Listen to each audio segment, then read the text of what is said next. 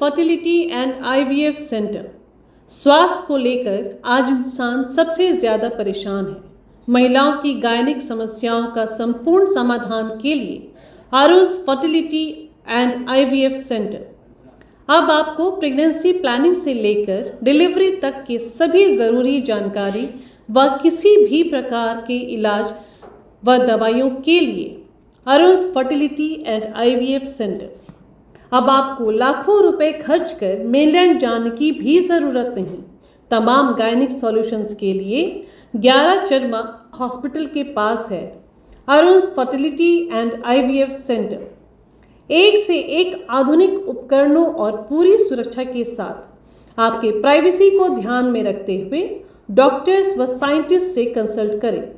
सभी सुविधाओं से लैस Arun's Fertility and IVF Centre. F3 Ambience Mall आपके लिए लाई है एक और फैसिलिटी।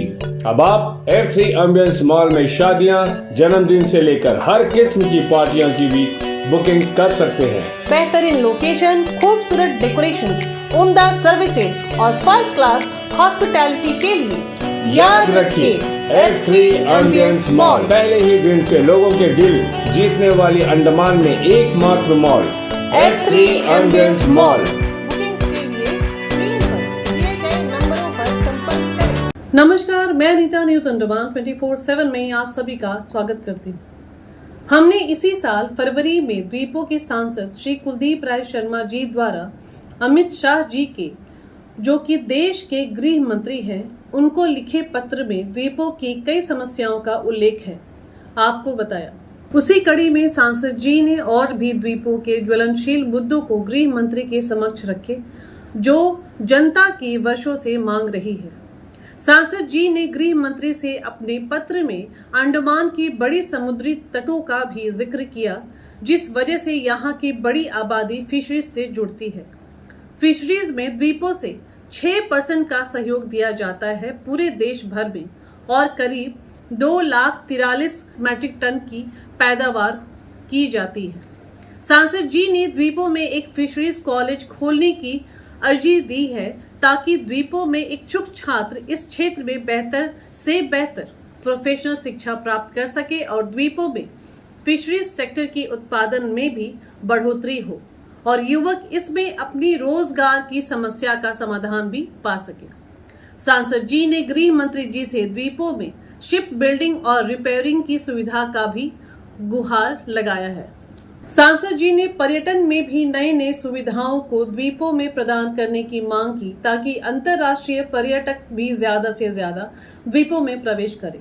द्वीपों में आधे साल की बजाय पूरे साल भर पर्यटन के लिए बेहतर से बेहतर इंफ्रास्ट्रक्चर बिल्डअप की मांग की है। सांसद जी ने प्री-42 और 1961 के सेटलर्स तथा उनके परिवारजनों के लिए जमीन मुहैया कराने की भी मांग की है।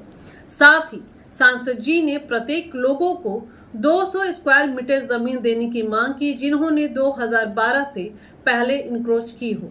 साथ ही सांसद जी ने तमाम द्वीपवासियों को भी 200 स्क्वायर मीटर जमीन मुहैया कराने की मांग की, जिनके भी पास अपनी कोई जमीन नहीं है।